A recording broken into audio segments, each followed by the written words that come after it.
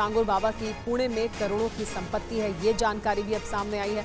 नागपुर में भी जमीन खरीदने की जानकारी है। देखिए छांगुर बाबा को लेकर, क्योंकि अब इस मामले में कार्रवाई आगे बढ़ रही है, तो संपत्तियां कहां पर मौजूद हैं इसकी जांच की जाएगी। नागपुर से जानकारी मिल रही है कि वहां संपत्ति है, पुणे में करोड़ों की संपत्ति है, तो इन तमाम जगहों पर जमीन सौदे कैसे किए गए, पैसे का लेन देन कैसे हुआ, इसकी जांच करने के लिए छांगुर बाबा को यहां ले जाया जाएगा। इस पर और ज्यादा जानकारी के लिए हमारे साथ TV9 भारतवर्ष संवाददाता विपिन चौबे जुड़ गए हैं। विपिन, छांगुर बाबा को लेकर बहुत सी अब जानकारियां सामने आ रही हैं, किस तरह से पूरी जांच आगे बढ़ रही है?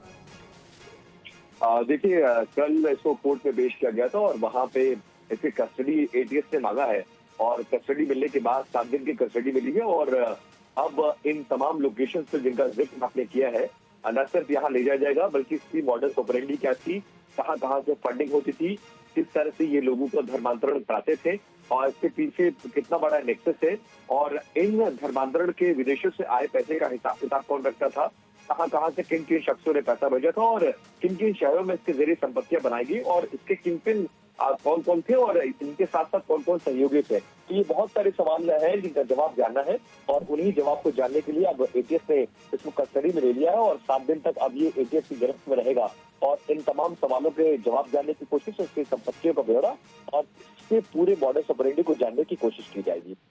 जी बहुत शुक्रिया विपिन इस तमाम जानकारी के लिए। तो उत्तर प्रदेश में धर्मांतरण के आरोप में गिरफ्तार जमालुद्दीन उर्फ छांगुर बाबा के बलरामपुर वाले घर पर बुलडोजर की कार्रवाई की गई। बलरामपुर के उतरौला में छांगुर बाबा के अलावा उसके सहयोगियों की संपत्ति पर भी बुलडोजर चलाया गया। तस्वीरों में देखा जा सकता है कि कैसे उत्तर प्रदेश के बलरामपुर में एक के बाद एक कार्रवाई की जा रही है। धर्मांतरण के आरोप में गिरफ्तार जमालुद्दीन उर्फ छांगुर बाबा के इन अवैध निर्माण को गिरा दिया गया, साथ ही उसके सहयोगियों की अवैध संपत्ति पर भी बुलडोजर चलाए गए हैं। अवैध कब्जा हटाने का ये तीसरा दिन है। ये बिल्डिंग थी जिस पर डिग्री कॉलेज खोलने की कवायद चल रही थी। बिल्डिंग लगभग कंप्लीट हो चुकी थी, लेकिन अब इस पर आधा दर्जन से अधिक JCB चलकर इसे धराशायी किया जा रहा है। उधर आपको एक बिल्डिंग और नजर आएगी जो नीतू रोहरा के नाम से है। ये रिहायशी इलाका था, यहाँ बाबा खुद रहता था। ये पिछला हिस्सा है, इसकी कवायद आज पूरी कर ली जाएगी और बिल्डिंग को जमींदोज कर दिया जाएगा।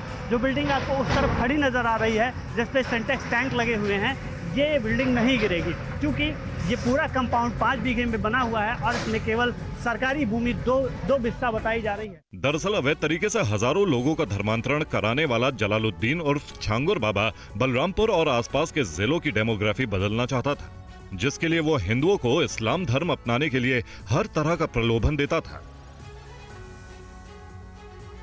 जबरन धर्मांतरण को लेकर जलालुद्दीन उर्फ छांगुर बाबा और उसके सहयोगियों पर कानून का शिकंजा कसने लगा है। अब तक की जांच में ईडी को पता चला है कि छांगुर बाबा और उसके करीबियों के पास करीब 100 करोड़ की संपत्ति है। जलालुद्दीन उर्फ छांगुर बाबा ने धर्मांतरण का न केवल घिनौना खेल खेला, बल्कि इसकी आड़ में उसने अकूत संपत्ति भी जमा की।